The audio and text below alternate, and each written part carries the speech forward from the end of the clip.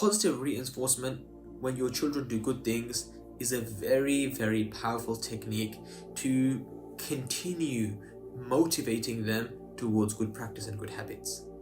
When your child does something good, then praise them. Tell them that they've done something good. MashaAllah, Abdullah, you've cleaned your room really, really well. It looks amazing. Why? Because if we constantly just criticize our children, then it leads to a feeling of despair and despondency within them. And over time, it creates a distance between you and them. And yes, while there is a time for firm discipline, more often than not, what is most effective is positive reinforcement.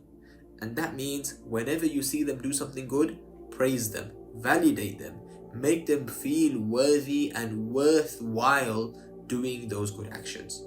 Make them feel rewarded by you, and reward them also by giving them maybe an extra playtime, by telling them of the reward that lies with Allah.